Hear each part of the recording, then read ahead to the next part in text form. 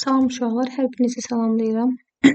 Bildiyimiz kimi 16 noyabr dəyər yayınları və OTK sınaq imtahanı keçirilib, təşkil edilib.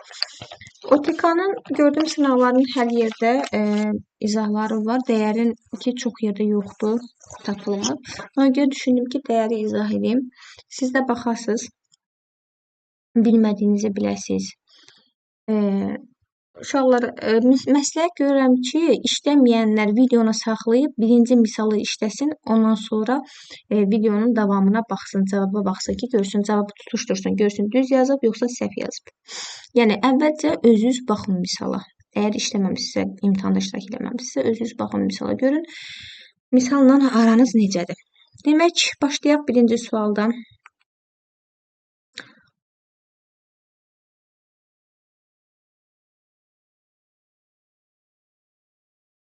Uşaqlar, nə deyir burada? Deyir ki, ABC, CBA, BCA rəqəmləri fərqli 3 rəqəmli ədədlər olarsa, ABC plus BCA plus CAB cəminin ən kiçik qiymətini tapın. Uşaqlar, əvvəlcə rəqəmləri fərqli 3 dənə 3 rəqəmli ədəd yazaq. Amma rəqəmləri fərqli olmalıdır. İndi baxın.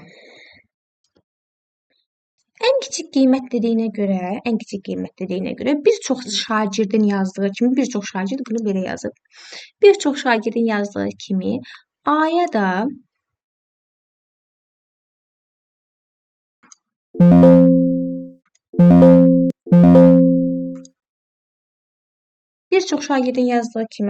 da B-yə də, C-yə də 1 verirəm.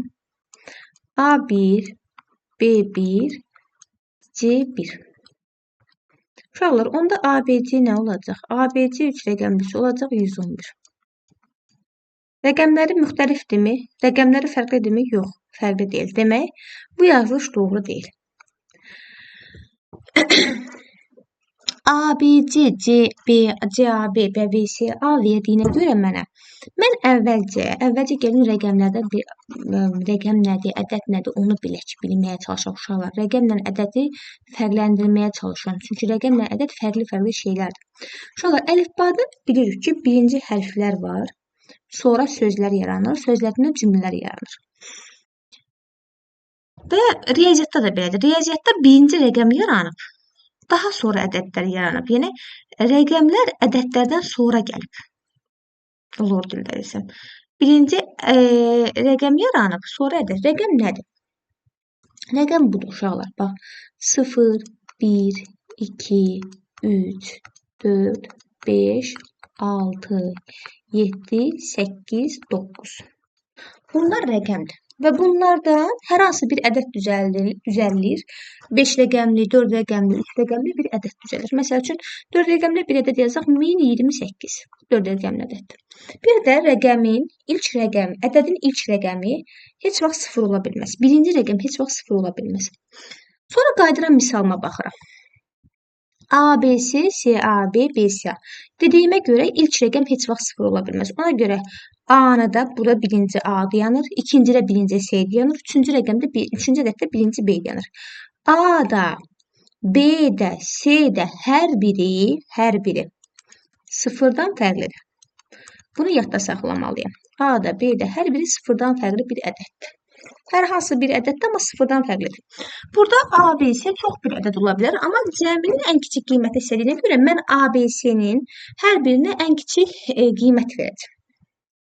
Bayaq gördünüz ki, hər üçünə 1 verəndə düz olur. Çünki hər üçünə 1 verəndə rəqəmləri müxtəlif olmur, rəqəmləri fərqli olmalıdır. Rəqəmləri fərqli 3 rəqəmli ədəd olmalıdır, uşaqlar.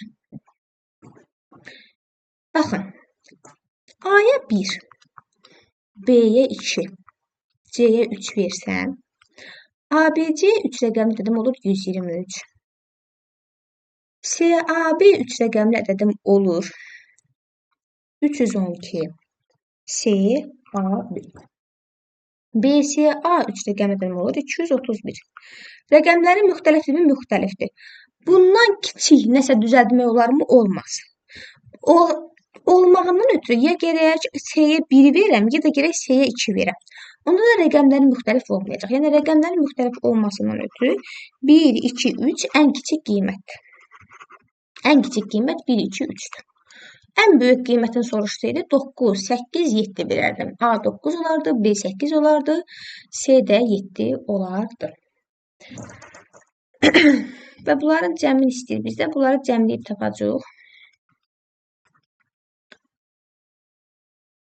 6 bal cəmləşik. 6, 6, 6, 666. Cavab birinciyə Y bəndi. Ümid edirəm ki, başa düşdünüz. Aşağıdakı ədədlərdən hansı irrasionaldır? Ümumiyyətlə, irrasional nə deməkdir? İrrasional odur ki, kökün altından heç bir ədəd çıxmır. Bu ədədin təqribi qiyməti var, dəqiq qiyməti yoxdur. İrrasional ədədlər iki yerə bölünür, yəni iki cür olur. Birinci, dövrü olmayan ədədlər. Yəni, ədədi bölürsən, dövrü yoxdur. Bölə-bölə gedirsən, ədəd alınır, bax, belə bir şey alınır. 0, 1, 2, 3, 4, 8, 9, 7, 5, 4, 3, 2, 1, 7, 8, yəni belə rəqəmlər uzun, sonsuzluğa doğru ta ki bölünə-bölünə gedir və dövr də yoxdur. Bunlar da irrasionaldır. Bir də kökdən çıxmayan ədədlər də irrasionaldır. İndi gəlin variantlarımıza baxaq. Görək hansılar kökdən çıxmır. Variantlarımıza baxaq görək. Hansılarda irrasionallıq var. A-ya baxıram, görürəm ki, A adi dövrü yaranıb. Yəni, dövr yaranıbsa, onu dövrə salıb da, dövr yaranmasaydı, onu dövrə sala bilməzdi. Çünki bu ədəd, mən bilirəm ki, dövrdə, mötərizədəki ədədlərin sayı qədər 9, vergüldən mötərizəyə qədər rəqəmlərin sayı qədər 0 və yuxarıda vergüldən sona qədər ədədin özü çıxılsın, vergüldən mötərizəyə qədər ədəd. Bəli, bunu yəni dəqiq bir qiymətini tapdıq. Dəqiq bir qiyməti var. Bu da 9000-də 3, 1, 1.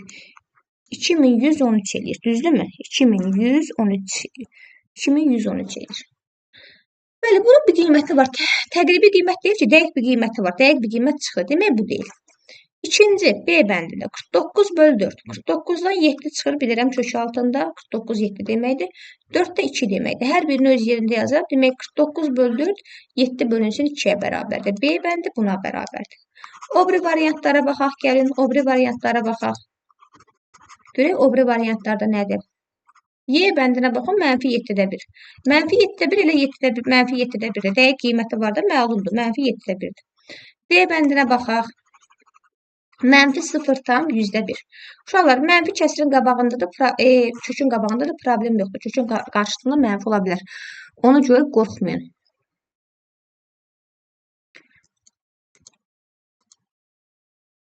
Baxın. Mənfi 100-də 1 nə deməkdir?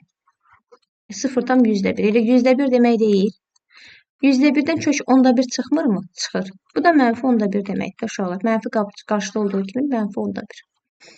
D bəndi oldu. İndi qaldı. Hansı variant qaldı? Qaldı bir dənə C variantı uşaqlar. C bəndi qaldı. C bəndində sizcə nə olacaq? C bəndinə baxın. 2,5. 2,5. Açaq o 2,5-i görək orada kökdə nəsə çıxacaq. Ümumiyyətlə 2,5 nə deməkdir? 2,5-i açaq. Yazaq görək nəsə çıxacaq, nəsə ala biləcəyik. C.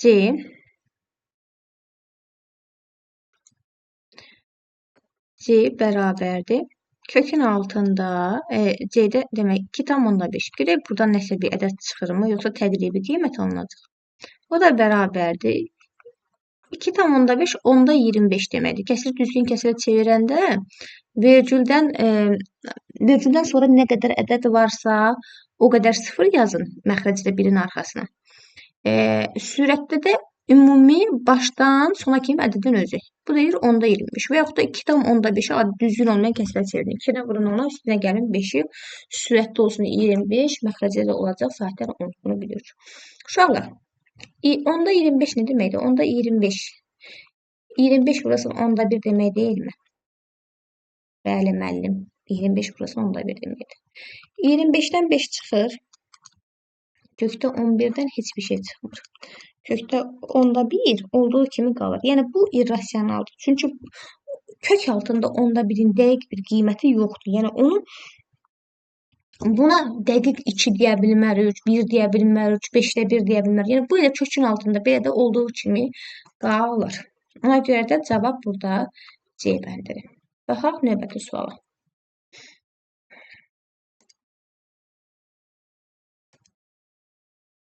Növbəti sualımız 3-cü sual. 3-cü suala baxın. Əvvəl işləyənə görəcəksiniz ki, biraz çətin olacaq. X-ı Y-lə ifadə eləmək. Baxın uşaqlar. Deyir ki, bu ifadənin qiyməti X olarsa, göstərilən ifadəni göstərin. Yəni ifadəni bununla ifadə edin. Yəni X-la ifadə edin. Uşaqlar, baxın, fikir verin. Bunun sürəti köşdə 3 çıx 1-dir. Bunun sürəti köşdə 3 plus 1-dir. Vuranda A minus B, A plus B-ni almaq olur. Məxrəcə baxın, köşdə 2 plus 1, köşdə 2 minus 1. Vuranda nəsə almaq olacaq. Ona görə də mən bu axtarılan ifadəyə bir dənə T deyirəm və yaxud da Y, fərqi yoxdur. Gəlin, axtarılan ifadəyə bir dənə Y deyək. Bunu istəyir bizdən, Y istəyir bizdən ki, Y nəyə bərabərdir? Bu Y deyək. Gəlin, X-la Y-in hasilinə baxaq. X vur Y bərabərdir. Köşdə 3 minus 1, köşdə 2 plus 1 vurulsun. Köşdə 2 minus 1, köşdə 3 plus 1. Yazdığımı indi işləyə bilərik üstündə.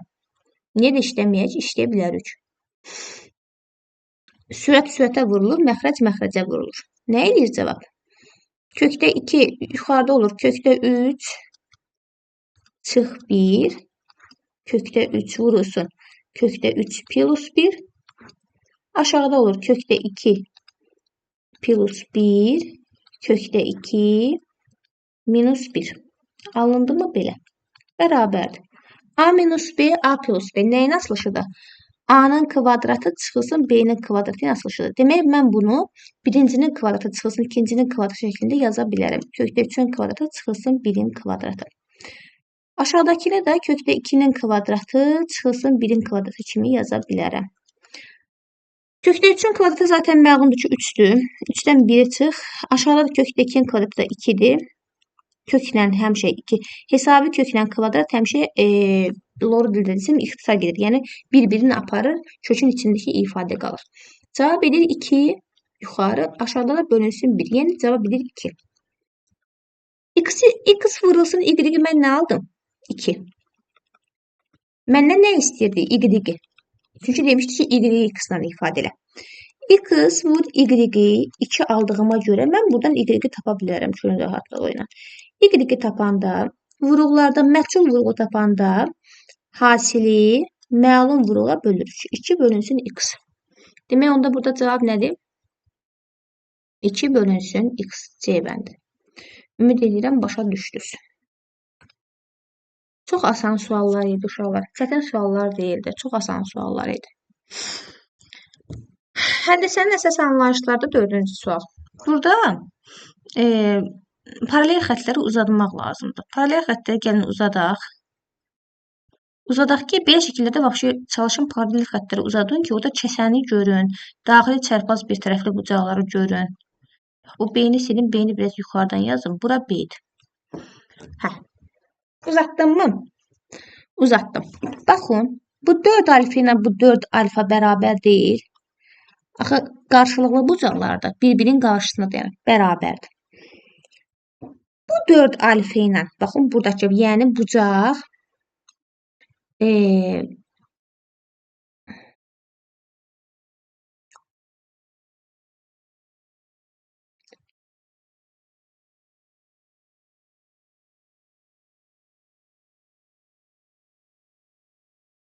baxın, baba, bu B bucağın aşağısı. Baxın, bu 4 alfa deyirəm. Bu 4 alfa ilə bu hissə daxili çarpaz bucaqları. Daxili çarpaz bucaqları olduğuna görə burada 4 alfa olacaq uşaqlar. Yəni, bununla bu bərabərdir bir-birinə. Niyə görə? Çünki çarpaz bucaqlar bərabər idi. Bura 4 əlifadırsa, avtomatik olaraq burada 4 əlif olacaq. Çünki bərabərdir. Buradan uyğun bucaqlarına gələ bilərdim. Prosta uşaqlar bəzən uyğun bucaqları başa düşmür ki, o uyğun bucaqların bərabərliyi hardan alınır? Buradan alınır. Yuxarıdakı bucaqla aşağıdakı 4 əlifə bir-birinə bərabərdir. Çünki qarşılıqlı bucaqlardır. Və buradakı o B bucağı var. Bax, B bucağı ilə, bax, burada qırmızı, aşağıdakı qırmızı ilə işarələyəcəm. B bucağı ilə BDF BDF bucağı bərabərdir. Çünki onlar çarpaz bucaqlardır. Biri xəttin o tərəfindədir, biri xəttin bu tərəfindədir və daxilindədir. Ona görə daxili çarpaz bucaqlar gedir. Uşaqlar, nə bilirəm? Bilirəm ki, AD DY-yə perpendikulardır. AD DY-yə perpendikulardırsa, demək, bucaq ADY 90 dərəcədir və şəkillərdə zaten göstərib bunu. Bax, görürsünüz, kvadratdır. Kvadrat bucağın üçün kvadrat kimi yazıb. Demək, ora 90 dərəcədir. Demək, onda belə çıxır ki, bucaq ADF bayaq dediyim kimi 4 alifaya bərabərdir. Çünki çarpazdır ona. Bəs ADF özü nəyə bərabərdir? Bucaq ADF bölündüyü bucaqların cəminə bərabərdir. Hansı o bucaqlar ki, biri BDY-dir. BDY. O birisi də YDF-dir. Uşaqlar, BDY gördüyünüz kimi 90 dərəcədir. Çünki niyə görə? Perpendikulyarlıq var. ADDY perpendikulyardır. Ona görə D bucağı burada 90 dərəcədir. D bucağı bütövlükdə yox. BDY 90 dərəcədir. Demək, onda nə olur? Buradan tənlik qururam. 90 dərəcə plus alfa. Bura alfanı verib. Zaten mənə kitab özü verib mənə. Bura alfa. YDF-i alfa verib. Bərabərdir ADF-ə. ADF də bildim ki 4 alfadır. Çünki 4 alfa ilə çarpazdır. Daxili çarpazdır. Buradan 90 bərabərdir. Alfanı o tərəfə atsam 3 alfa. Alfa da bərabərdir 90 bölünsün 3, yəni 30 dərəcə. Ümid edirəm başa düşdünüz. Çox asan sual idi. Asan sual idi. Yəni çətin sual deyildi. Çətin sual demək olmazdı.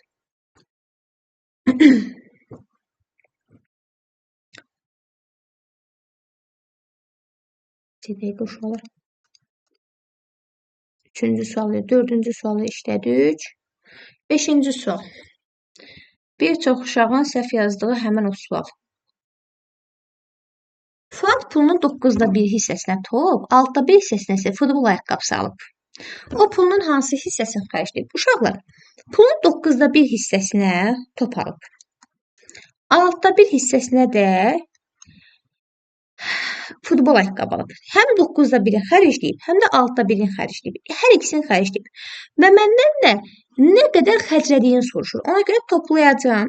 Topladım. Elədi bu 18'də 9 18'də 2 deməkdir. 6'da 1 də 18'də 3 deməkdir. Ortalarını gətirəm. Bu da 18'də 5. 6'da 1'i xərcləyib və 9'da 1'i xərcləyib. Toplayıram 18'də 5. Məndən də nə qədər xərclədiyini soruşduğuna görə elə cavab 18'də 5'dir. Nə qədər pulu qalıb soruşsaydı, birdən çıxardım 18'də 5'i, eləyərdi 18'də 13 qədər pulu qalmış olardı. O səhv yerin deyirəm, bəzi uşaqların elədiyi səhv burada nədir? Uşaqlar, bəzi uşaqlar, bəzi şagirdlər unudurlar, məsələni tam oxumurlar, məsələni tam dərkləmirlər. 9'da 1'i xərcləyib, bir də 6'da 1 hissəsinə futbol alıb. Bəzi uşaqlar nə edir? Bu 9'da 1'dən 9'da 1'i çıxır, qalanından 6'da 1'i tapar. Axı burada o söz yoxdur. Desəydi ki 9'da 1 hissəsinə top, qalan pulunun 6'da 1 hissəsinə futbol ayaqqabısı alıb. Hə, siz deyəndi. 9'da 8'in 6'da 1'ini tapardım. Tapdığım cavabı yerdə qalan 9'da 8'dən çıxardım. Hə, belə olsaydı belə olardı.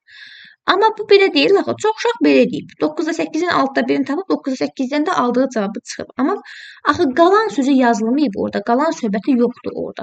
Ona görə də misalın cavabı 18'də 5'dir. Ümid edirəm başa düşdünüz misalı. Bir tərəfinin uzunluğu 9 cm olan üçbucağın perimetrinin ən kiçik tam qiyməti neçədir?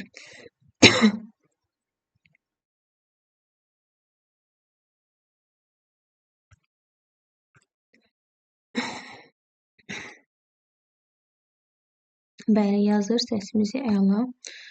Gəlin baxaq. Bir tərəfi 9 santimetrdir. Uşaqlar, tərəfin biri üçbucaq bərabərsizliyi deyə bir qaydamız var, bilirik. Tərəfin biri nə qədərdir? 9 santimetr. Üçbucaq bərabərsizliyi necə idi?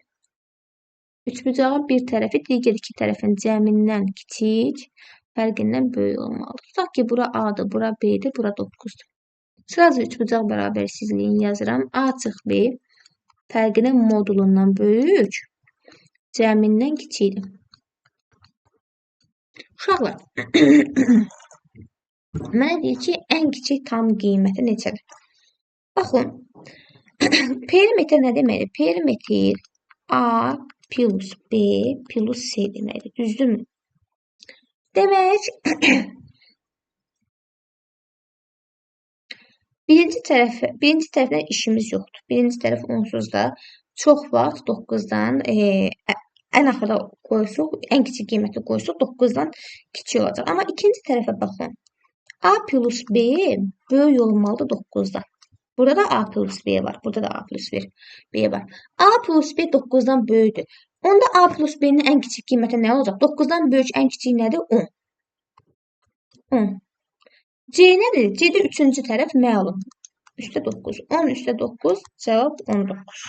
Perimetr 19. Perimetrin ən kiçik tam qiyməti 19 santimetrdir. Ümid edirəm başa düşdünüz. Və yaxud da burada 9-dırsa, demək bunların fərqi 8 olmalıdır. Ki ən çox 8 olmalıdır. Cəmi də 10 olmalıdır. Bunu bilirik.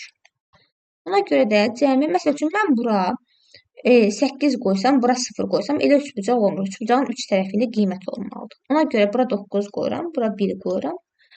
9-un isə 1 gəldim 10, 19-dan böyükdür, 9-dan 1 çıxıram, 8 9-dan kiçikdir. Ümid edirəm başa düşdünüz bu misalı. Çoxhədlinin sərbəst həddi. Çoxhədlinin sərbəst həddi nədir? AX kvadrat üstə BX üstə C kimi verilmiş kvadrat tənliyin sərbəst həddi ən sonda olan C-dir. Yəni, lordi desəm, yanında X olmayan. Yanında X olmayan sərbəst həddi. Sərbəst həddi. Əmsalların cəmi isə X-in qarşısında duran A plus B plus C-nin cəmidir. Bu da əmsallar cəmi. Əmsallar cəmi. Bircə dəqiqə.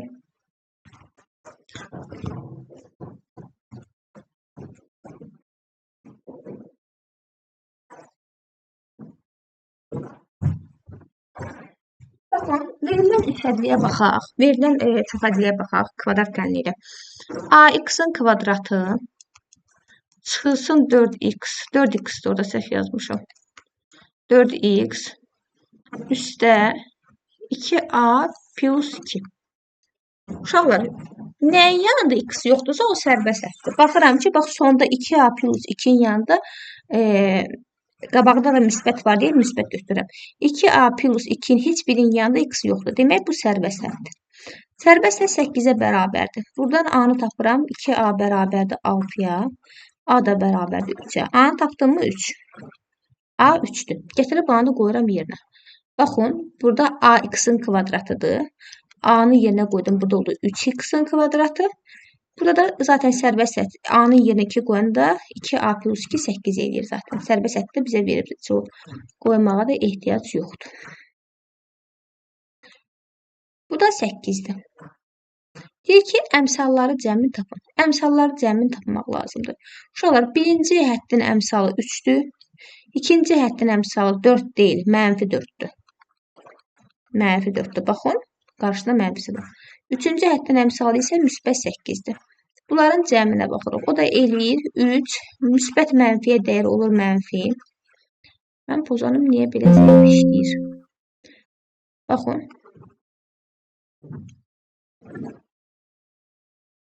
Bilmirəm niyə görə belə zəif işləyir. Müsbət mənfiyə dəyər olur mənfi. 3 çıxılsın 4 üstə 8. 3-dən 4-ə çıxanda bilirəm ki, mənfi 1 qalır. Çünki kiçikdən böyük çıxanda mənfi eləyir cavab. Mənfi 1-in də üstə 8 gəlmək, 8-dən 1 çıxmaq deməkdir. O da eləyir 7. Biri mənfi, biri müsbət olanda çıxırıq, böyüyün işarəsini yazırıq. Bu belə. Gəlin baxaq 8-ci sual. Şəkildəki çevrə AC və AE kəsənlərdir. Çevrə mövzusundandır. Baxın. AB 4'dür. Yəni bax bura 4'dür. Bura. BC 6'dır. Buradan bura qədər də 6'dır. AD 5'dir. Çevrədə ümumiyyətlə çox şey düsturlandı. D'yi tapın. Bura x-dir. Uşaqlar. 2 kəsən bir nöqtədən çıxan 2 kəsəni üçün çevrədə belə bir düstur var. Eynən bax bu şəkil üçündür. Bütövlükdə AC vurulsun kəsənin çöldə qalan hissəsi, yəni AB, çevrədən çöldə qalan hissəsi bərabərdir. Yenə aşağıdakı kəsən bütövlükdə AE vurulsun aşağıdakının çöldə qalan hissəsi. Yəni bütövlükdə bu düz xətt vurulsun çevrədən çöldə qalan hissə AB. Yenə o da bərabərdir. Aşağıdakı yenə düz xətt AE vurulsun çöldə qalan hissə AD. Düstur tətbiq edirəm. Mən bilirəm ki, AB 4'dürsə, BC 6'dırsa, AC 10'dur. 10 vurulsun. AB də 4'dür, bərabərdir. AE 5'dir. AD nəyə bərabərdir? D'yi x götürdüyümə görə AE 5 üstə x-dır. Çünki parça bölündüyü parçaların cəminə bərabərdir. Uşaqlar, burada vurma, arada vurma olduğuna görə 10 ilə 15'i ixtisar apara bilərəm. Burada 2 qalacaq. 5 üstə x bərabər olacaq 4 vurulsun 2, yəni 8'ə. X da buradan bərabərdir 3'ə. Cavab C bəndi. Bu misal. İfadəsinin qiymətini tapın. Uşaqlar, burada 12'ni görürəm. Avtomatik olaraq görün bunu. Kökün 48'i kökdə 12 kimi yaza bilərəmmi? Çıxmaq, toplamaq olsun deyə. Baxın, kökdə 48'i yazıram 4 vurulsun 12 kimi. Çünki həqiqətən 4'ü 12'yə vuranda 48 edir. Çıxılsın. Kökün altında 12. Bölünsün. Kökün altında 0,2 bərabərdir. 4'dən 2 çıxdığını bilirəm. 12'ni çıxarmıram. Çünki 12 ilə toplayıb çıxmaq istəyirəm. Hər birinin yanında eyni kök olduğuna görə, yəni eyni rasional olduğuna görə mən onları çıxıb toplaya bilərəm. 2x çıxılsın x kimi baxa bilərəm yəni onlara. 2 kökdə 12'dən kökdə 12 çıxanda 2 kökdə 12 buradadır, 1 kökdə 12 buradadır. 2 kökdə 12'dən kökdə 12 çıxanda elə bir dənə kökdə 12 qalır. Yəni əmsallarla işləyirik. Elə 2'dən 1 çıxırıq. Bu da olur 1 kökdə 12. Bölünsün 0,2. Uşaqlar, əgər mötərizədə məxrəcdir, kəsirdə sürətlə məxrəcdə eyni dərəcədən kökün altındadırsa, onları 1 dərəcəyə salmaq olar. Yəni 12 bölünsün 0,2 kimi yazmaq olar. 12'ni bölürsən 0,2'yə, 12'ni 0,2'yə bölmək vergülü çəkə bilərik. Vergülü 1 vergül qədər sağa çıxıram. Yəni sürətdə məxrəcdə 10'a vuraram ki, mənim üçün rahat olsun. Sürəti 10'a vuranda 120, məxrəci 10'a görə vuranda 0,2'ni 10'a vuranda 2. Vuranda vergül sağa çəkir. 120'ni 2'yə bölündə kökdə altında 60. Bəs kök altında 60 nəyə bərabərdir? Kök altında 60, ümumiyyətlə 60 4 vurulsun 15 deməkdir. Yəni heç vaxt sizə cavabı hazır 60 kimi verməyəcək. Onu vuruqlarından çıxa bilən qarşıda dayanacaq. Həmişə çıxa bilən çıxıb qarşıda dayanacaq. 4'dən də bilirik 2 çıxır, 2 kökdə 15. Cavab A bəndi. Bu belə. 10-cu sual. Tərəfi 16 olan kvadratın xaricində çəkilmiş çevrənin radiusu. Hazır qaydadır. Demək, kvadrat nədir? Kvadrat tərəfləri bərabər olan və bucaqları bərabər olan dördbucaqlıdır. Həmçinin də kvadratın tərəfləri bir-birinə perpendikulyardır. Yəni kvadratın tərəflərinin hər biri, bucaqların hər biri 90 dərəcədir. Bəs kvadratda tərəfi bərabərdir. 4 tərəfin 4-də bərabərdir. Bir tərəfi 16-sa 4 tərəfi də 16-dır. Kvadratın xaricinə çevrə çəkilibsə, yenə məsələdə deyək kimi, xaricinə çevrə çəkilibsə, yer gəlmişkən xarici çəkilmiş çevrə böyük yerlə yazılır. böyük yerinə yazılır. Daxil çəkilmiş çevirən radiusu kiçik yerinə yazılır. Demək, xarici çəkilmiş çevirən radiusu böyük yerinə yazılır. Daxil çəkilmiş çevirən radiusu kiçik yerinə yazılır. Kvadratın xarici çəkilmiş çevirən radiusu kvadratın diaqonalının yarısına bərabərdir. Diaqonalının. Daxilə çəkilmiş çevirən radiusu isə öz tərəfinin, yəni tərəfi nədirsə onun yarısına bərabərdir. Tərəfinin yarısına bərabərdir. İndi bizə xarici çəkilmiş çevrədir. Gəlin diaqonalı tapaq. Diaqonalı da tapmaq üçün diaqonal baxın budur. İki qarşı tərəfi birləşdirən düz xətt diaqonal adlanır. Uşaqlar, kvadratın diaqonalı həm də onun tənbölənidir. Deyir ki, kvadratın bir bucağı 45-45'dir. Düzdürmü? 90-90'dır. Bir bucaq, hər bir bucaq, 4 bucağı var, 4'e 90'dır. Tənbölən isə bura 45, bura 45 olacaq. Çünki diaqonal axı dedik tənbölən də az öncə. Burada eynən kimi, burada 45, burada 45 olacaq. Orası öz yerində. Uşaqlar, bu 16, bu 16 və aradakı bucaq 90 dərəcə. Çünki bütün bucaqlar 90 dərəcədir.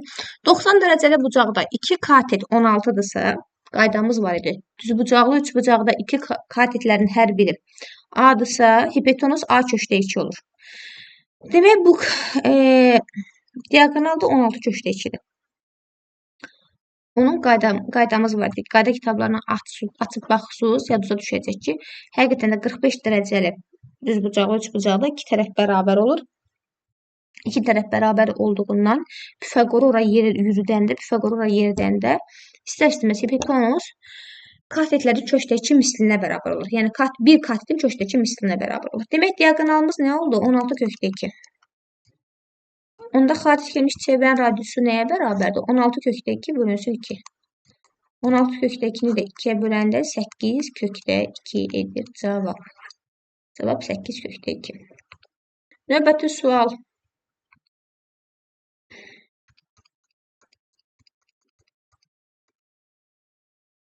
On birinci sual. Eyni güclü 3 nasos gündə 5 saat işləyərək 9 gündə eyni böyüklükdə 9 hovuzu doldurarsa, həmin nasos zaten 5'i gündə 9 saat işləyərək neçə hovuz doldurar? Bu məsələnin baxın, 3 nasos bir gündə 5 saat işləyir. Bir gündə 5 saat işləyir. Onu artıq işləmir. 9 gündə. Bir gündə 5 saat işləyirsə, 9 gündə nə qədər işləyir? Demək, 3 nasos 9 gündə işləyir 45 saat. Düzdürmü? Çünki bir gündə 5 saat işləyir, 9 gündə də cəmi 45 saat iş görməlidir.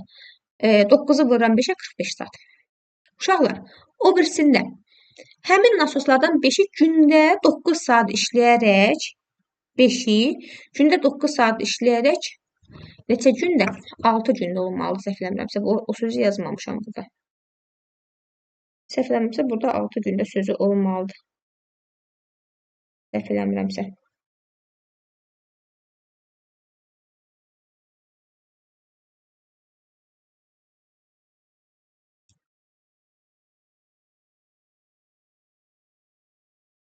Dəqiqə baxaq. Dəqiq olsun məsələmiz.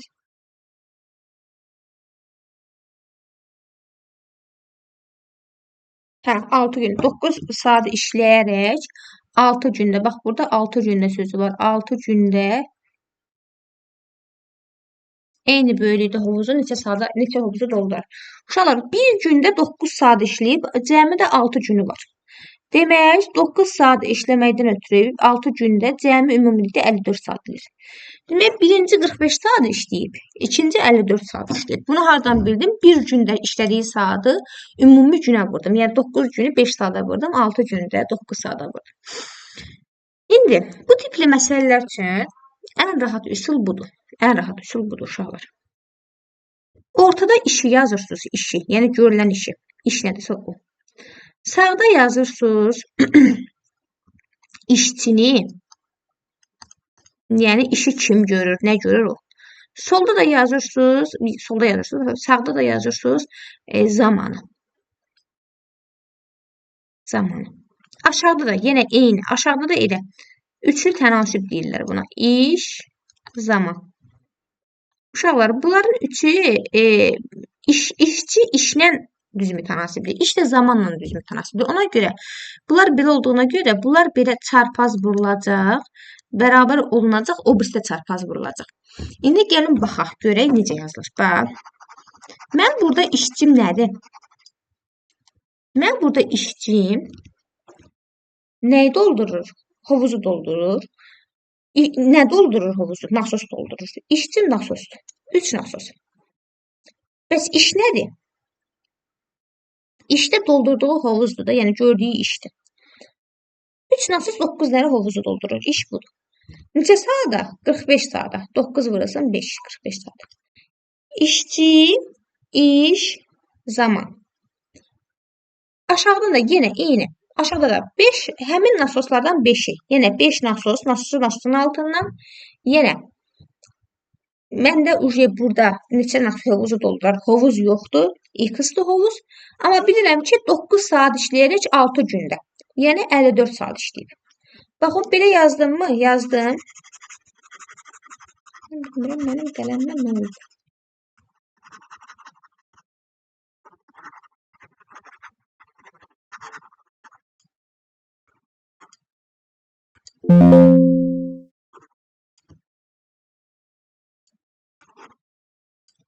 Belə yazdım. Çarpaz vururam, bərabərləşdirirəm. O biri tənasüblərdə olduğu kimi.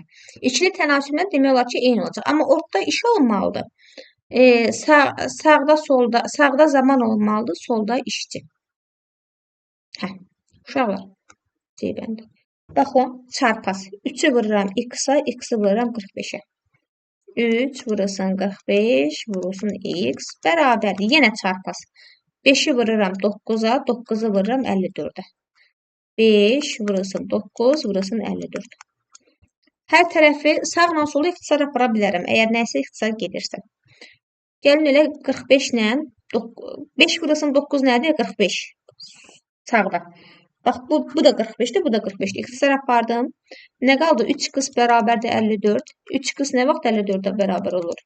54'ü 3'ə bölüb tapa bilərəm. Bu da edir 18. Cavab 18. B bəndi. Ümid edirəm, başa düşdünüz. 12. Çox maraqlı məsələ və DİM-də də var bu məsələ, 12-ci məsələ. DİM-də faiz nisbət tənasüb dərsində var. Onda 3 hissəsi dolu olan bir qabın içindəki su ilə birlikdə kütləsi 10 kiloqramdır.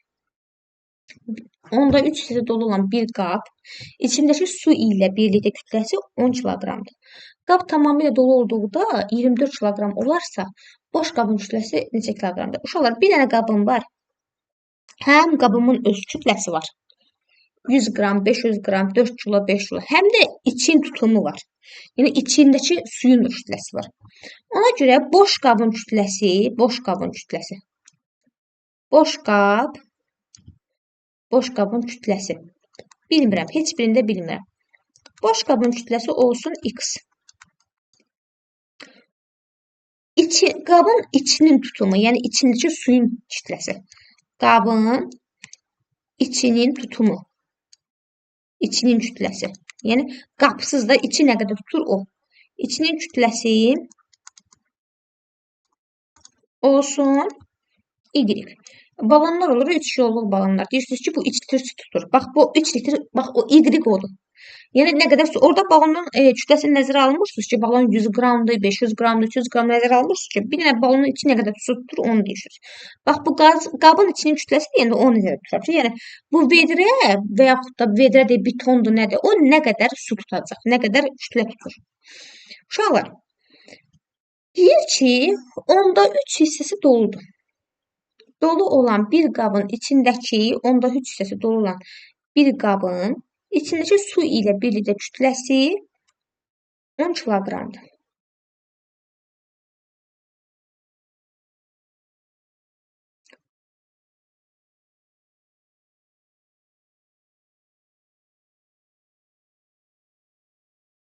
Yəni için kütləsinin onda 3 tökülüb, tam tökülməyib. Uşaqlar, boş qabın kütləsi üstə onda 3 y. Tam tökülməyib də, bu için kütləsi su ağzına qədər suyu doldurmayıblar vedrəni. Onda 3'ü qədər töküblər. Bu 10 kiloqrama bərabərdir. Amma qab bütöv dolu olanda, yəni suyu tam tökəndə həm boş qabın kütləsi, həm də içinin kütləsi ilə bir yerdə 24 kiloqram olur. Uşaqlar, tənliklər sistemidir. Tərəf-tərəfi toplayaq bir şey əldə eləməyəcək. Öncə tərəf-tərəfə çıxaq. Tərəf-tərəfə çıxıq nəsə əldə eləyəcək. Buradan x-dan x-ə çıxanda 0, Onda 3 y-dən çıxıram y-i bərabər edirəm 10 çıxılsın 24. Buradan da nə alıram?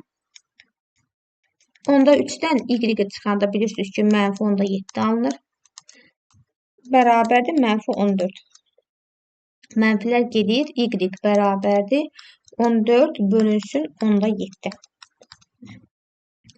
Bu da bərabərdir 14 vurulsun 7-də 10, 22. 2-ni də 10-a vuranda 20. 20 nədir? Y. Y nədir? Qabın için kütləsi. Qabın içi 20 litr sudur uşaqlar. 20 kiloqram kütləsi var qabın içi. 20 kiloqram. Qabın içi 20 kiloqramdırsa, boş qabın kütləsi nə qədərdir? X üstə 20, baxın burada gətirib yerinə qoyuruq. 20 bərabərdir 24. Axı dedi ki, boş qabla bir yerdə, içi dolu qab özü ilə bir yerdə 24 kiloqramdır. Buradan da boş qabın kütləsini tapıram ki, 4-ə bərabərdir. Burada da boş qabın kütləsini istədiyinə görə bizdən cavab 4. Baxın, deyir, boş qabın kütləsi neçə kiloqramdır.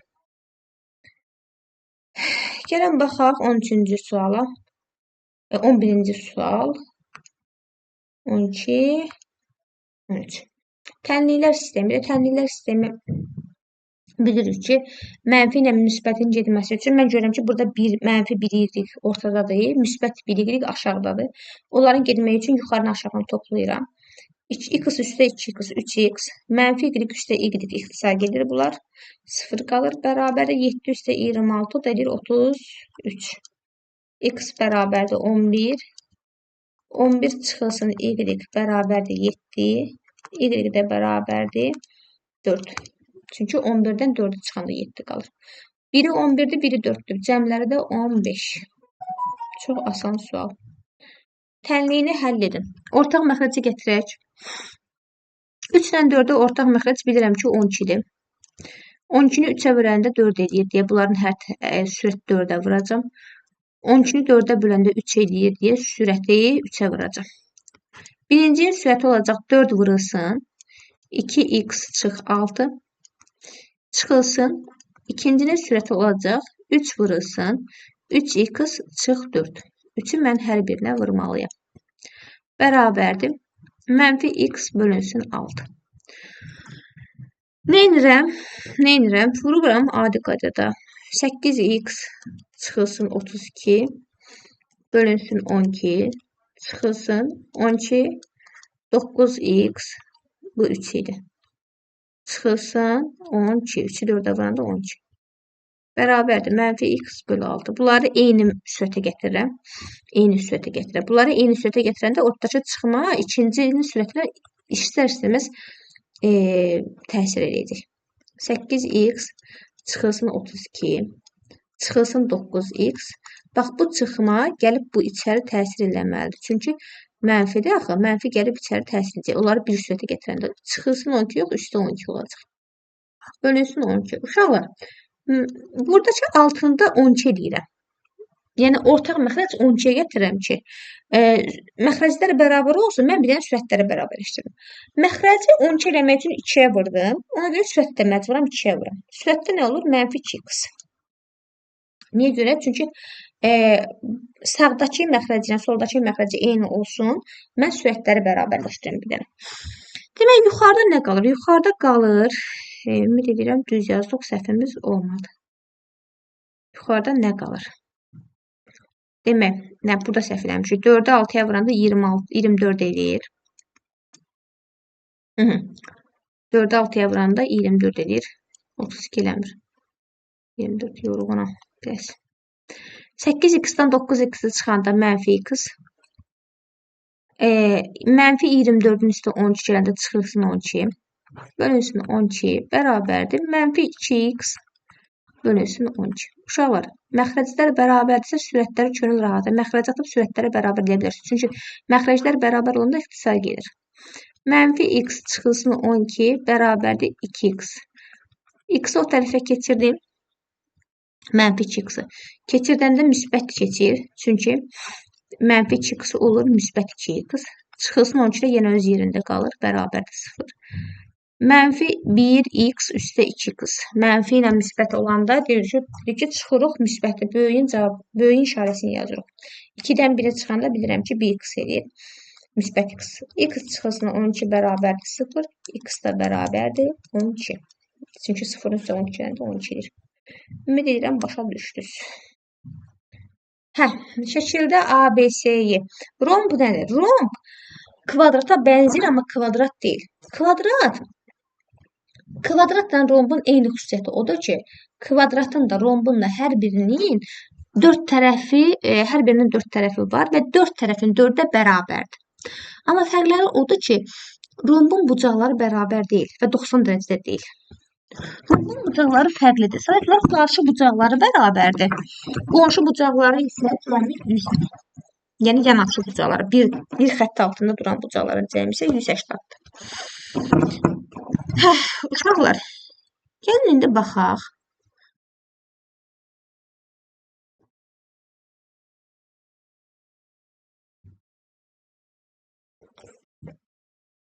Hə, mama?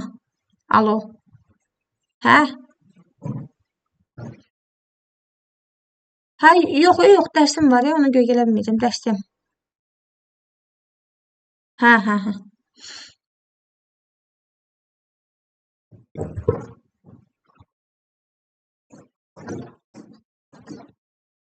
Uşaqlar, romb nədir? Romb tərəfləri bərabərdir, amma kvadrat kimi bu tərəfləri bir-birinə perpendikulyar deyil. Yəni, bucaqları 90 dərəcə deyil. Hər bir tərəfi rombun bərabərdir. A, B, C, Y rombu. Yəni, bax, AB A-dırsa, BC də A-dır. CY də A-dır. AY də A-dır. Baxın, buradan görürəm ki, bax, bu da A, baxın, üçbucaq AYS-yə baxın, üçbucaq AYS. Görürəm ki, AY ilə SY bərabərdir. AY ilə SY bərabərdirsə, avtomatik olaraq bilməliyəm ki, bura alfadırsa, bura da alfadır. Çünki iki tərəfi bərabər olan üçbucaqda iki bucaq bərabərdir. Yəni, bərabər tərəflərin qarşısındakı bucaqlar bərabərdir. Demək, CAY bucağı ilə ASY bucağı bərabər olmalıdır bir-birinə. Çünki iki tərəfi bərabərdir. SY AY-yə bərabərdir. Yəni, bura A-dırsa, bura da A-dır. Demək, bu alfadırsa, bu alfadır. Bunu bildim. Bu heç. Digər tərəfində deyir ki, AC CD-yə perpendikulyardır. AC CD-yə perpendikulyardırsa, demək, ACD bucağı 90 dərəcədir. Və bunu şəkildə də göstərib. Kvadrat olan yer 90 dərəcədir. Deməli, başqa nə deyir bizə? Bir də deyir ki, AB CD-yə bərabərdir. AB A-dır, CD-dir demək A-dır. Onda bu da A-dır. Uşaqlar, baxın, diqqətlə baxın. Üçbucağın xarici bucağı nəyə bərabər idi? Yadınıza salın. Qonşu olmayan daxili iki bucağının cəminə. Alfa ilə alfanın cəmi bizə bu xarici bucağı vermirmi? Alfa ilə alfanın üstü alfa gələndə 2 alfa eləyir. Və o da bizə AYS bucağının qonşusu olan SYD xarici bucağını verir. Çünki üç bucaqda biz bunu keçmişik. Xarici bucaq ona qonşu olmayan iki bucağın cəminə bərabərdir. Bəli, bu 2 alfadır. Digər tərəfində gəlin, üç bucaq YSD-yə baxaq. YSD-də yenə iki tərəf bərabərdir. Yenə iki tərəf bərabərdirsə, demək, onların qollarına bitişik bucaqlar da bərabərdir. Bura 2 alfadırsa, burada 2 alfadır. Saxlayırıq burada. İndi baxırıq üçbucaq ASD-yə. ASD düzbucaqlı üçbucaqdır. Çünki AC CD-yə perpendikulyardır. C 90-dır. Demək, 90 dərəcəli üçbucaqda nə demişik? Bir bucaq 90 dərəcədir. Qalan iki bucağın cəmi 90 dərəcədir. Demək, burada C 90-dır. A ilə D-nin cəmi 90 dərəcə olmalıdır. A alfadır, D-də 2 alfadır. O da deyir 90 dərəcə. 3 alfa bərabərdir 90 dərəcə. Alfa bərabərdir 30 dərəcə. Oldu mu? Oldu. Alfa 30 dərəcədirsə, onda demək, bura 30, bura 30 və məndən nə istəyir? A, Y, S-ni. 180-dan çıxaram 60-ı, bax 60, 30 isə 30, 60, 180-dan da çıxaram 60-ı, bura olacaq 120. Cavab 120 dərəcə.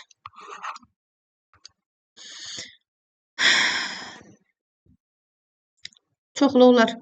Çoxluqlar çalışın Eyler Venn diaqramı ilə eləyin, çünki onu daha asan olur. Orta birlik kəsişmənin sayıdır, orta kəsişmədir. Uşaqlar, baxın bu hissə var ha. Bu hissə, bu ümumilikdə A çoxluğudur. Bütöv dairə olanda bütöv. Bütöv dairə olanda A çoxluğudur. Amma təkcə bu hissə A deyil. Təkcə bu hissə A deyil uşaqlar. Təkcə o hissə kəsişmə, yəni çıxanda kəsişmə oradan aralaşanda o A-çıx B olur. Baxın bu A-çıx B-dir. Bax bu yer. Bax o kəsişməyə qədər olan yer. O A-çıx B-dir. A çoxluğu burada bütöv dairədir. O kəsişməyə bax bütöv dairədir. Bütöv dairə. B çoxluğu da bütöv dairədir. Bu da B çıxanı verir. Bax bu sağdakı bax bu hissə. Kəsişmə daxil olmadan. Demək. A-çıx B-ni mənə verib 7. Məndən A-nı soruşur. A-ya baxın. Yumru dairə. 7 üstə 3. Çoxluqlardan biraz düstur əzbərləsəydiniz, bunu yazmaq olardı. Çünki düsturlarda bunun düsturları var. Amma düsturu yadda saxlamaq çox çətindir. Nəinki belə Eyler Venn diaqramı ilə. Eyler Venn diaqramı daha aydın və açıq olur. Fermadakı toyuqların sayı qoyunların sayı. Toyuq olsun A. Toyuğun sayı olsun A. Qoyunun sayı olsun B. Qoyun B. Toyuqların sayı qoyunlarının sayını 3 mislindən 10 ədəd çoxdur. 3 misli bilirsiniz nə deməkdir? 3-ə vur. 3-ə vur. Yəni 3 misli, 3 dəfə çox. 3 misli çox, 3 dəfə çox deməkdir. 3 misli 3 dəfə çox olmaq deməkdir. Uşaqlar, toyuqların sayı, yəni A, qoyunların sayından, yəni B-dən 3 mislindən, yəni 3 mislindən 10 ədəd. 10 ədəd çoxdur. 10 ədəd. 10 ədəd yəni 10 vahid. Vahid çox olanda demişik ki, üstünə gəlir. Dəfə çox olanda vururuq. Bu da edir 3B üstə 10. Onda mən toyuğu A-nı silirəm. Toyuğun yerini yazıram 3B plus 10. Yazdım mı belə. Bu oldu belə.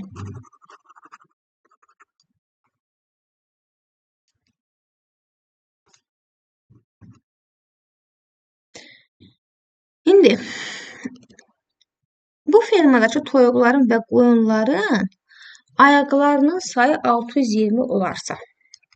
Uşaqlar, toyuğun neçə ayağı var? 2. Qoyunun neçə ayağı var? 4.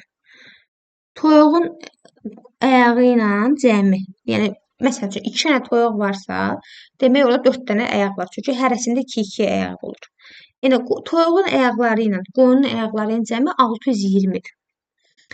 Uşaqlar, baxın, toyuğun sayını vururam 2-yə, çünki bir toyuqda 2 ayaq var. Qoyunun sayını vururam 4-ə, çünki bir qoyunda 4 dənə ayaq var. Cəmi 620-dir. Açıram 6B üstə 20 üstə 4B bərabərdə 620. 10B bərabərdə 20-ni o tərəfə atsam 620 çıxılsın 20, 600. B də bərabərdə 60. B 60-dırsa, buradan 3B plus 10 tapa bilərəm. 180, 3-ü vururam 60-a, üstə 10. 180 üstə 60 edir 190. Demək, 190 dənə toyuq var fermada, 60 dənə qoyun var. Qoyunların sayı toyuqların sayından, toyuqların sayı qoyunların sayından nə qədər çoxdur? 190 60-dan nə qədər çoxdur? Fərqi tapmalıyam. 190 çıxılsın 60 bərabərdir 130. Cavab 130. Ümid edirəm başa düşdünüz. Üçbucağın tərəflərinin uzunluqları cüt-cüt cəmi. Üçbucaqdır. 3 tərəfi var, bilirəm. Üçbucağın 3 tərəfi var. Cüt-cüt cəmi. Yəni A-nın üstə B-ni gələndə 33 eləyir. B-nin üstə C-ni gələndə 38 eləyir. Cüt-cüt cəmi. 2-2 cəmi də yəni. Bir də A-na C qaldı. A-nın üstə C-ni gələndə 45 eləyir. Tərəf-tərəfə cəmliyim. Görüm nə alacaq. A üstə B, üstə B, üstə C, üstə A, üstə C. 3 tərəfin içində cəmlədim və bu tərəfdə də 3 tərəfi cəmlədim. Elədi 116. 61 üstə 45. 6, bəli, 116. Hə. 71. Bunlar nə oldu? 2A, A'dan 2 dənədir, B'dən 2 dənədir, C'dən 2 dənədir. Bərabərdir 116. 2-ni çıxarsam çölə A plus B plus C. Bərabərdir 116. A plus B plus C nəyə bərabərdir? 58-ə. Məndən nə istəyir? Ən kiçik tərəfin uzunluğu. Gəlin bir-bir tərəfləri tapaq. Qoyaq yerinə bir-bir tərəfləri tapaq. Baxın. A plus B plus C 58-dirsə, birinci mən A plus B-ni verib 33. Bura 33-dür. A plus B plus C bərabərdir 58. Buradan C-ni tapa bilərəm 25. Tərəfin birini tapdım. Keçirəm ikincisinə. A plus B plus C 58-dirsə, B plus C-ni verib mən 38. Demək, A plus B plus C-nin yerinə 38 qoyuram. Bərabərdir 58. A da bərabərdir 20. Üçüncüdə mən A plus C-ni verib, A plus C-nin yerinə qoyuram 45. A plus C. B qalıram. Plus B bərabərdir 58. Buradan da B-ni tapanda nə eləyir? 13. Məndən ən kiçik tərəfin uzunluğunu soruşduğuna görə cavab 25 deyil, 20 deyil, 13. Çünki ən kiçik burada tərəf 13-dür. 13 20-dən də kiçikdir, 25-dən də kiçikdir. Keçirik növbəti suala. 45 nəfərlik sinifin 60% qızdır. Əvvəlcə faizi sırazı ədədə çevirin. Bax, faizini tapmaq üçün ən asan yol budur. Faizi ədədə çevirəndə bilirsiniz, 100-ə bölürlər. Ədədi faizi çevirəndə 100-ə vururlar. Faizi ədədə çevirmək üçün 60% ədədə çeviriləndə %60. Yəni 60-ı 100-ə bölməlisən. 20-yə də təsərrüfanda 5-də 3 edir. Gətirin həmin o 5-də 3-ü qoyun faizin yerinə. Hissə kimi. 60 faizi həm də 5-də 3-ü deməkdir. Demək, 45 nəfərlik sinifin 5-də 3-ü qızdır. 45-i vururam 5-də 3-ə. Bu da 45 ilə 5 ixtisar gedir. 9-3-ə 27. 27-si qızdır. 45 nəfər uşaq var. Qızla oğlan olacaq da başqa nə olacaq ki sinifdə? 45 nəfər uşaq var. 27-si qızdırsa 18-i də oğlandır. Qız, oğlan. Deyir ki, bu sinifdən 2 qız çıxdı. 27 qızdan ikisi çıxdı, 25 qız qaldı. 3 dənə də oğlan çıxdı, 15 oğlan qaldı. Ümumilikdə sinif oldu nə? 25 üstə 15, yəni 40 nəfərlik sinif oldu. Çünki 5 nəfər çıxıb, 2 qız, 3 oğlan çıxıb. İndi deyir ki, sinifin neçə faizi qız olar? Neçə faizi qız olar? Baxın, qız nəyin neçə faizi qız olar deyəndə? Həmişə nəyə soruşursa, neçə faizi qızı bölürsən bütöv sinifə 25-i, bölürəm bütöv sinifim 40-dır, vururam 100-ə. O da eləyir nə? 25 ilə 40-a ixtisar, 100 ilə 40-a 20-yə ixtisar apararam. 100 ilə 40-a 20-yə ixtisar aparanda eləyir. Burada 5, burada 2. 25-i 5-ə vuranda 125, 125-i də 2-yə böləndə 62 tam onda 5. Cavab edir 62 tam onda 5. Demək, sinifin neçə faizi qızdır? 62 tam onda 5 faizi qızdır. Cavabın belə alınmağına baxmayın. Getdiyiniz yol doğrudursa doğrudur. Yəni, tamla da kəsirdən də alına bilər. Kəsir də özü bir ədəddir. Kvadrat tənlik. Kvadrat tənlik nədir? Əvvəlcə bura baxaq. X1 bölünsün X2 bərabər mənfi 4-dürsə, bu tənasübdən bilirəm ki, X1 bərabərdir mənfi 4X2. Gətirib bu tərəfdə X1-in yerinə mənfi 4X2 qoya bilərəm. Mənfi 4X2 çıxılsın X2 bərabərdir 7,5-ə. Onda mənfi 5X2 bərabər olur 7,5. X2-ni buradan tapmaq üçün 7,5-i mənfi 5-ə bölməliyim. O da edir mənfi 1,5. Gətirib yerinə qoyub X1-i tapa bilərəm. X1 də bərabərdir mənfi 4 vurulsun 1,5, mənfi 1,5 daha doğrusu. O da edir 6. Çünki mənfi mənfiyə dəyər müsbət olur. Mənfi olduğuna görə mənfi müsbət 6. Hər ikisi mənfi olduğuna görə müsbət 6. Bu ki qaldı tənliyi qurmağa. Kvadrat tənlik, kvadrat tənlik.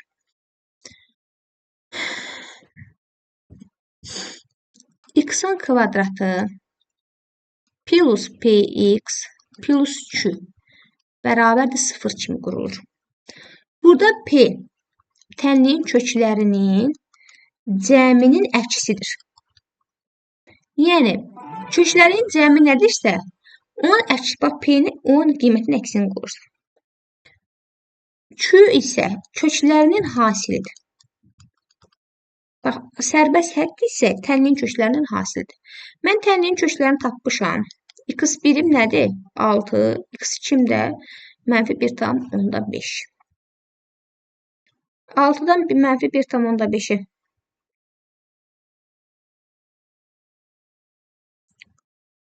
6-ın üstə -1,5 gələrəm. Bir dəfə 6 üstə -1,5. Bilirsiniz ki, plus minusa dəyər minus olur. Da 6 çıxılsın 1,5. O da eləyir neçə? 4,5. Uşaqlar, -P 4,5-ə bərabərdirsə, demək P özü -4,5-ə bərabərdir. Axı bu cavabı mənfi, bu götürdüyüm cavabın mənfisini götürməliyəm, yəni əksini götürməliyəm. Amma Q nəyə bərabərdir? Q də bərabərdir hasillərinə. Yəni 6 vurulsun 1,5-ə. 6-nın da -1,5-i. -1,5 ümumiyyətlə 2-də 3 deməkdir. 2-də 3-ə vuranda da 9 edir. -9. Demək Q nəyə bərabərdir? -9-a. Uşaqlar, Q-nün öz qiymətini yazıram. Q-nün əksi olmur, bax, öz qiyməti. Q nədirsə o, -9. Burada müsbət silinir, -9. Amma P 4,5 tapmışamsa, P-nin əks işarəsini qoyacam. 4,5 tapmışamsa, qoyacam -4,5. Kvadrat tənliyim budur. Davam eləyək. Perimetri. Perimetri bilirsiniz də nədir? Tərəflərin uzunluqları cəmi 5K buradır, 5K buradır, 6K buradır, 10K buradır. Tərəflərin uzunluqları cəmi 130-dur. Perimetri 130-dur. Perimetri 130-dursa bunları cəmləyib 130-a bərabər edirik. O da 26. K da bərabər olur 5-ə. Çünki 130-u 26-ya böləndə 5 edir. Onda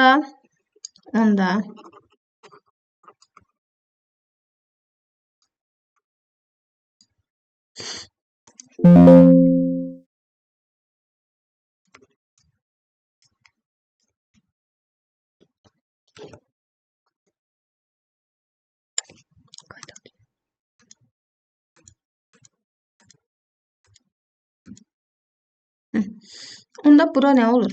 Bura olur 25, çünki 5K'dır abi. BC də olur 25, çünki BC də 5K'dır. Bura 6K'dır 30. Əstəğfurullah, 6K. Nə olub axı bu gün mənə?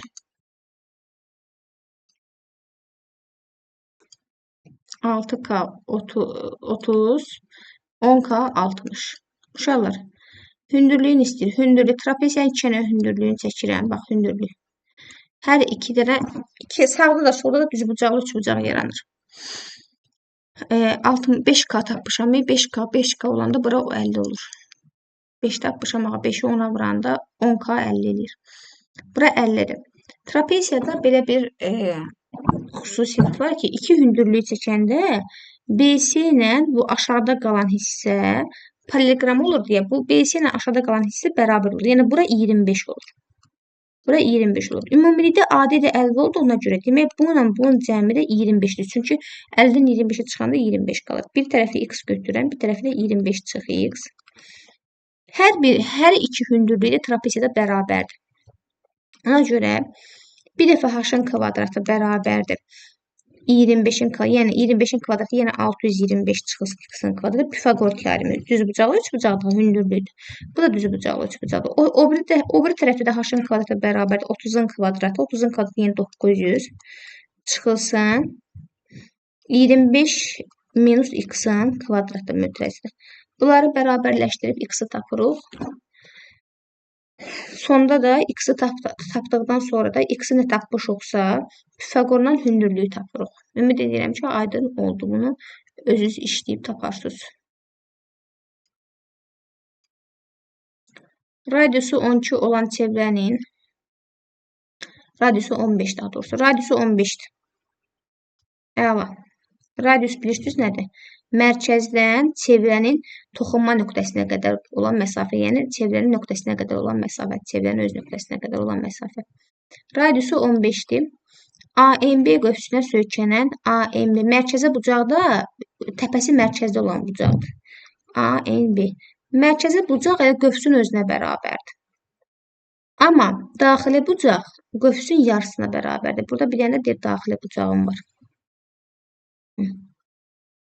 Demək, daxili bucaqla mərkəzi bucağın cəmi.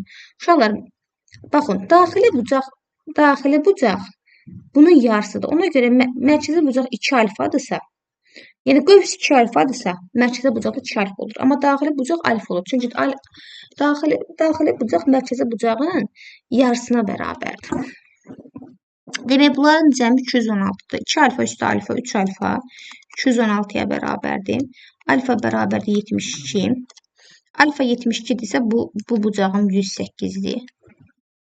108. AMB qövsünün uzunluğu. Ümumiyyətlə, çevrədə qövsünün uzunluğu üçün düstur var. Pi bölünsün 180 vurulsun alfa. Yəni 70, 72 yox, 108. Axı, AMB qövsün, yəni AMB qövsü özü 108-dir. Çünki söykəndiyi qövsə, mərkəzi bucağa bərabərdir qövs. Buradan da pi 15, r-i üzərinə qoyaram. 15 pi bölünsün 180. Burası 108. Görək cavab nə eləyəcək? Demək,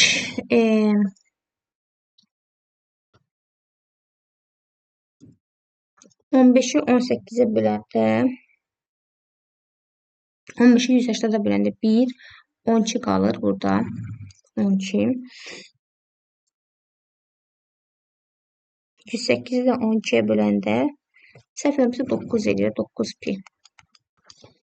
90, bəli, 9, 90, üstə 18, 9 pi-dir. Demək, AMB qövsünün uzunluğu 9 pi-dir. Çünki 108 12-yə böləndə 9 eləyir. Növbəti sual. Paralleloqram. Paralleloqramın qarşılıqlı bucaqları bərabərdir. Yəni, qarşı-qarşıya baxan bucaqlar bərabərdir. 3x plus 6 bərabərdir. 5x plus 14. Buradan 2x-i taparam. Buradan x-i taparam. X-i tapmaq üçün, yəni sağ tərəfi sol tərəfə keçirtmək lazımdır. Çalışın, böyük olan, böyük x-i, hansı x-in əmsalı böyükdürsə, onu birinci atın. Sonra kiçiyi əks işarə ilə keçirdin o tərəfə. 2x plus 8 bərabərdir 0. Nəysə səhv yazmadıq ki. Yəni. Burada deyəsən 5x çıxılsın 14-də səhv eləmirəm. Sonra düz yazmamışıq. Düz. 5x çıxılsın 14. Bax, bura çıxılsın 14-də düz yazmamışıq. Bu da çıxılsın 14. Bu da çıxılsın. Hə. Mənfi 14 çıxılsın 6 eləyir mənfi 20. Mənfi 20. Buradan 2x bərabərdir 0 üstə 20, yəni 20-yə x da bərabərdir 10-a. 20-ni böldüm 2-yə 10. X-i tapdıq 10. X-i 10 tapmışıqsa, keçək davamına. X-im 10-dursa, avtomatik olaraq mən bu bucağı tapa bilərəm yerinə qoyub. 3-ü vuraram 10-a, üstə gəlirəm 6-na 36. Demək, bu bucağımız 36-dır. Bura 36-dırsa, qarşı bucaqlar bərabərdir, burada 36-dır. Amma qonşu bucaqlar, yəni bir xəttin üstündə olan bucaqların cəmi 180-dır. Qonşu bucaqlar 180-dır, cəmi 180-dır. Bura 36-dırsa, bura 144-dür. Yəni, aşağı ilə yuxarı bucağın cəmi 180-dır. Demək, B bucağı 180-dır. A, B, C-dir. B bucağın cəmi, A bucağı da B bucağının cəmi 180-dır. Həm də C ilə D-nin cəmi 180-dır. Amma qarşılar bərabərdir. B D-yə bərabərdir. C də A-ya bərabərdir. Uşaqlar, B bucağın dərəcə ölçüsünü kvadrat tənli ilə verib mənə. Mən də onu 144-ə bərabər edəcəm. Y-in kvadratı plus 4y plus 132 bərabərdir 144. Y-in kvadratı plus 4y minus 132 çıxılsın 144. Bax, bərabərliyi silsəm, 132 o tərəfə mənfi kimi keçir, bərabərdir 0 olur. Buradan da 12 qalır, bərabərdir 0. Mənfi 12 qalır. Diskriminantı necə tapılır? Diskriminant 10-dakinin kvadratı, yəni 16. Çıxılsın 4AC. 4 vurulsun kənardaşlar. 4-ə vururam. Y-in qarşısındakı yoxdur, 1-dir. C-də 12-yə bərabərdir, mənfi 12-yə bərabərdir. Mənfi 12-yə bərabər olduğuna görə müsbət olur. Mənfi müsbətə dəyər olur. Mənfi mənfiyə dəyər olur müsbət. Burada cavab verir 64. Demək, birinci kökü nədir? Birinci kökü mənfi 4 üstə 8 bölünsün 2. Bu eləyir 4 bölünsün 2, y1. İkinci köküm isə mənfi 4 çıxılsın 8 bölünsün 2. O da deyir mənfi 12 bölünsün 2, mənfi 6. 2 mənfi 6. Y-in müsbət həlli lazım idi bizə. Cavab 2. Müsbəti istəyir bizə. Mənfi 6-nı götürmürük. Uşaqlar, diqqətlə baxın. Yenə sizə ümid edirəm ki, yararlı oldu. Səhvlər olarsa, əgər mexaniki səhvlər ola bilər, səhvlər olarsa, əgər şərhlərdə yazarsınız, nəsə sualınız olsa, şərhlərdə qeyd edərsiniz. Təklif və iradlara açığam hər cür.